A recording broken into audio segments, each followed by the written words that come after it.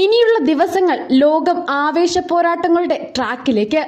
ലോകത്തെ ഏറ്റവും വലിയ കായിക മാമാങ്കം തുടങ്ങുന്നു. മെയ് 26 ഒളിമ്പിക്സിന് ദീപം തെളിയും. പാരീസാണ് ഇത്തവണത്തെ വേദി. ലോകരാജ്യങ്ങളും കായിക താരങ്ങളും ഒളിമ്പിക്സ് അവസാനവട്ട ഒരുക്കങ്ങളിലാണ്. എന്നാൽ ആശങ്കകളും വിവാദങ്ങളും ഒടുങ്ങിയിട്ടുമില്ല. ഫ്രാൻസ് ഒളിമ്പിക്സിന് ആതിഥേയത്വം വഹിക്കുന്നു എന്ന് തന്നെയാണ് മിക്ക ആശങ്കകളുടെയും അടിസ്ഥാനം. ഹിജാബ് നിരോധനം മുതൽ ഇസ്രായേലിനെ വിലക്കണമെന്നതുൾപ്പെടെയുള്ള മുറവിളി വരെ ഇതിൽ ഉൾപ്പെടുന്നുണ്ട്. ഇവിടേക്കാണ് ലോകത്തിന്റെ ശ്രദ്ധ പിടിച്ചുപറ്റി ഇന്ത്യൻ ചുണക്കുട്ടന്മാരും എത്തിയിരിക്കുന്നത്. പാരീസ് ഒളിമ്പിക്സിന് സുരക്ഷയേകുന്ന സംഘത്തിൽ ഇന്ത്യൻ സായുധ സംഘത്തിലെ ചുണക്കുട്ടന്മാർ എന്ന് വിശേഷിപ്പിക്കുന്ന K9 യൂണിറ്റിലെ നായ്ക്കളും എത്തിയിട്ടുണ്ട്. K9 യൂണിറ്റിലെ 10 നായ്ക്കൾ അവരുടെ ജോലി തുടങ്ങിക്കഴിഞ്ഞു. വരുന്ന ഒരു മാസക്കാലം പാരീസിലുടനീളം സഞ്ചരിച്ചവർ കായിക താരങ്ങൾക്കും പൊതുജനങ്ങൾക്കും സുരക്ഷയൊരുക്കും. പാരീസിലെത്തിയ K9 യൂണിറ്റ് അംഗങ്ങളെ ഫ്രാൻസിലെ ഇന്ത്യൻ അംബാസിഡർ സന്ദർശിച്ചു.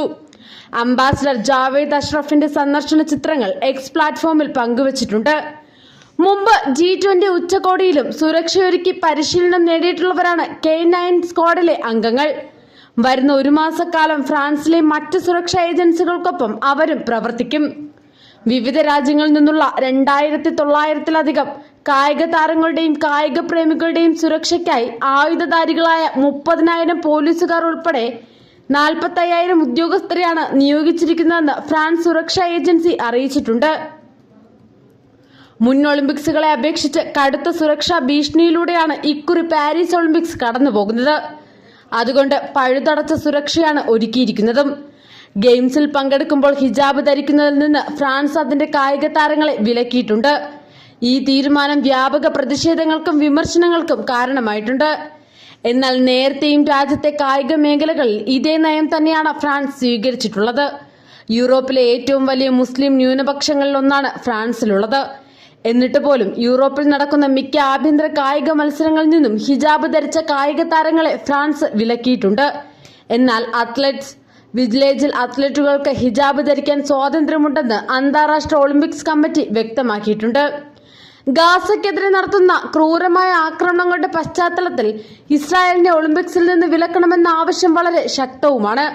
പലസ്തീൻ അനുകൂല പ്രക്ഷോഭകർ ഇസ്രായേലിനെ ഒളിമ്പിക്സിൽ നിന്ന് വിലക്കണമെന്ന് IOCയോട് ആവശ്യപ്പെട്ടിട്ടുണ്ട്. അന്താരാഷ്ട്ര നീതിന്യായ കോടതിയിൽ ദക്ഷിണാഫ്രിക്കയുടെ വംശഹത്യ ആരോപണം നേരിടുന്ന ഇസ്രായേലിന് അനന്തരഫലങ്ങൾ നേരിടേണ്ടി വരുമെന്ന് ചൂണ്ടിക്കാട്ടിയാണ് നിരോധന ആവശ്യം. എന്നാൽ ഇസ്രായേലിന് നേരെ യാതൊരു നടപടിയും കൈക്കൊള്ളാൻ സംഘടന ഇതുവരെ തയ്യാറായിട്ടില്ല.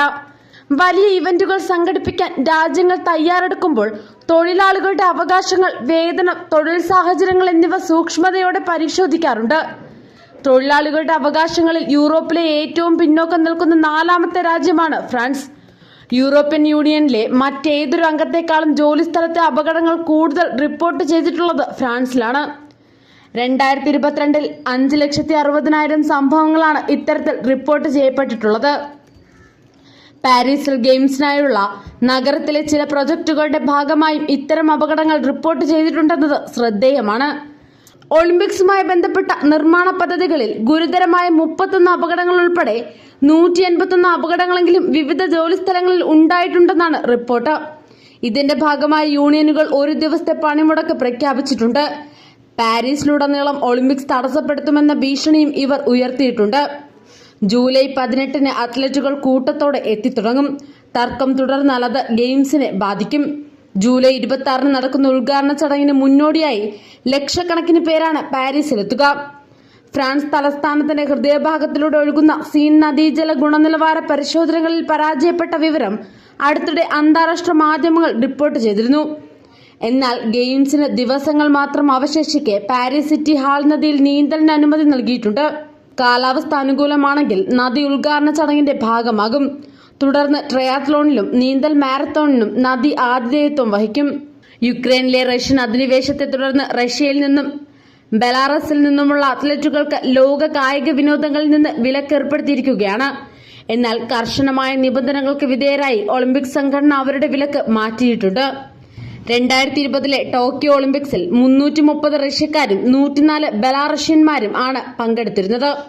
എന്നാൽ ഇത്തവണ 36 റഷ്യക്കാരും 22 ബെലാറസ്കാരും പങ്കെടുക്കാനാണ് സാധ്യതയെന്ന് മാർച്ചിൽ IOC പറഞ്ഞിരുന്നു. ഇരു രാജ്യങ്ങളെയും ടീം ഇവന്റുകളിൽ നിന്ന് IOC വിലക്കിയിട്ടുണ്ട്. അത്ലറ്റുകളെ ദേശീയ നിറങ്ങൾ ധരിക്കാൻ അനുവദിക്കില്ല.